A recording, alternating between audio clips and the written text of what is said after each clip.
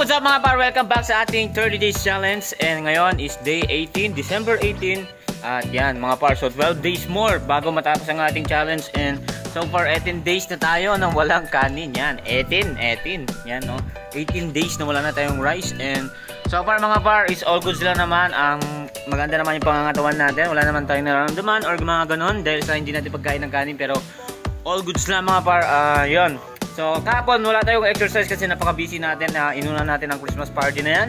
Pero so far mga par is sobrang saya naman and wala akong masabi. And then yun, December 18, umuulan yung maulan na panahon ngayon, December 18. And hindi ko alam kung anong mangyayari ngayon. So opportunity, may pasok kami ngayon pero nagpa-excuse ako kasi sobrang busy namin sa barangay mamaya. Pupunta ako sa barangay mamaya mga par kasi preparing for for senior and children's party bukas. So yun mga par, maraming ganap ang barangay. So yan, SK pa more. Kaya mga par, sa update ko ngayon. So as of now ngayon muna, kukuha tayo ng tubig kasi nandito mga pamangkin ko, nandito sila ate. Kuha tayo ng water. Yes, kasi wala na kaming tubig. Naubusan kami ng water. And yun mga par, update ko kayo kung ano mga mangyayari ngayong araw na to. At maraming salamat sa pagsuporta sa atin, no. Yan mga par, so mga par, so tubig lang sana kukunin natin pero may nakita tayong sili. Magluluto tayo ng chili oil, so humingi tayo kay Kalaimer ng sili. Yan mga par, so magluluto tayo ng chili oil and yun ang gagawin muna natin ngayon bago tayo pumunta sa barangay. So let's go. Chef mga par, gagawa tayo ng chili oil. Yan mga par, solid. Gumawa na rin tayo ng R-team mga par, oh. Yan, so pang suka lang yan mga par. Tapos ito naman, chili oil par. Gagawin natin yung crispy par para solid.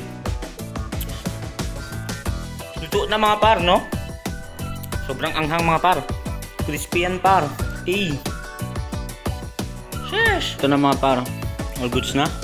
Sobrang anghang mga par. So yan. Kaya mga par, so pupunta muna tayo sa barangay kasi pinapatawag siya ng kapitan. And update ko yung mga par kung ano mga mangyari. Go!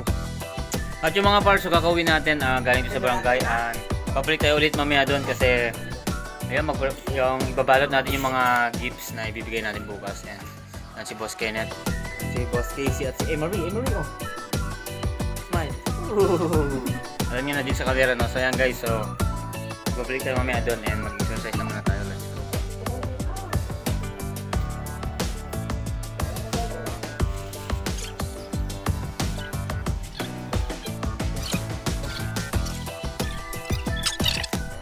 So yung mga par, katapos lang natin mag-push up. Siguro yun na lang muna ang exercise natin.